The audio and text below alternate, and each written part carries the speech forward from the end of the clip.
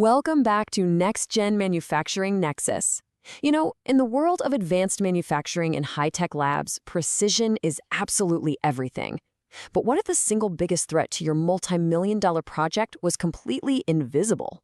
Let's dive into that microscopic world, because that's where the real battles of modern manufacturing are won. I mean, really think about it. When you're creating life-saving medical devices or you're deep into some breakthrough research, what's the one thing that can derail all of it in an instant? It's not a mechanical failure. It's not a power outage. Nope. It's something much, much smaller. That's right. The real enemy is microscopic. We're talking about bacteria, viruses, and even these incredibly tough-to-kill things called spores. These invisible contaminants can compromise entire batches of products, they can invalidate years of research, and in the medical world, they can seriously put lives at risk. And look, this isn't just about being clean. This is about achieving total sterility. In healthcare, in labs, in high-tech manufacturing, even a single surviving microbe can be absolutely catastrophic. The stakes are just so incredibly high, which means we need an engineering solution that is just as powerful. And here it is, the autoclave. Now, this is not just some fancy pressure cooker. Think of it as a high-precision instrument designed to wage war on the microbial world. By harnessing the raw power of high-pressure steam, it creates an environment where nothing, and I mean absolutely nothing, can survive. So how does it actually work? Well, it's a really brilliant application of physics.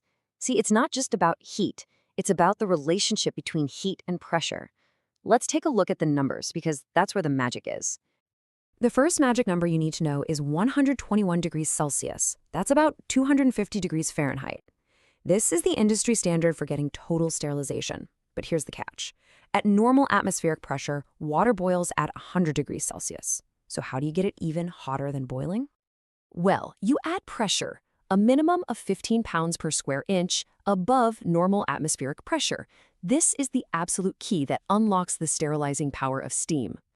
So by cranking up the pressure inside that sealed chamber, the autoclave basically stops water from boiling at its normal temperature. This allows the steam to become superheated, all the way up to that 121 degrees Celsius. At that temperature and pressure, the steam penetrates everything and just violently and rapidly destroys the essential proteins that microbes are made of. It's an incredibly effective and purely physical way to annihilate them. Okay, so we've got the machine, we've got the principle.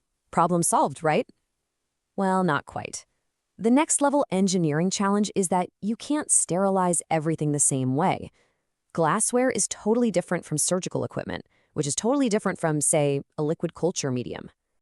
And this quote just highlights the incredible versatility you need. A modern autoclave can't be a one-trick pony. It has to be a master of all trades. And to do that, engineers have developed different programs or cycles, with each one perfectly tailored for a specific type of load. The three most common cycles you're going to run into are gravity, vacuum, and liquids. Gravity is your basic workhorse cycle for simple stuff like beakers and waste. Vacuum is more advanced, and it's designed for those tricky, porous items. And liquids, well, as the name suggests, has a special trick for handling things that might boil over. So let's break that down a bit. The difference between the gravity and vacuum cycles is just a perfect example of engineering a solution to a very specific and very annoying problem: trapped air. Okay, so in a gravity cycle, hot steam gets pumped in. Since it's less dense than air, it naturally pushes the cooler, heavier air down and out through drain. It's simple and it's effective for solid objects. But for complex things like wrapped surgical kits or animal bedding, air gets trapped in little pockets. A vacuum cycle solves this by actively pumping all the air out first, creating a near-perfect vacuum.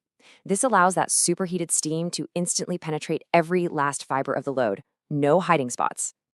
And this image just brilliantly shows you the goal. Whether it's gravity or vacuum, the objective is always 100% steam penetration. Because if steam can't touch a surface, that surface will not be sterile. It's that simple.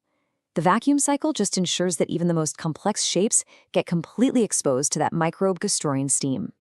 Now, liquids, they present a totally unique challenge. If you release the pressure too quickly at the end of a cycle, that superheated liquid will instantly and violently boil over.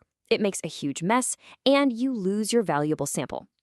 The liquid cycle is an elegant solution. It's basically a gravity cycle that just releases the pressure very, very slowly. This allows the liquid to cool down gradually and safely below its boiling point before the door unlocks. An autoclave is an incredibly powerful tool, but like any precision instrument, its performance really depends on the operator. So let's quickly run through the best practices to guarantee you get perfect sterilization every single time. All right, first up, prepare. The autoclave sterilizes, it does not clean. Any little bit of debris can shield microbes, so always clean your items first. Second, select the right cycle. We've just seen how critical that is.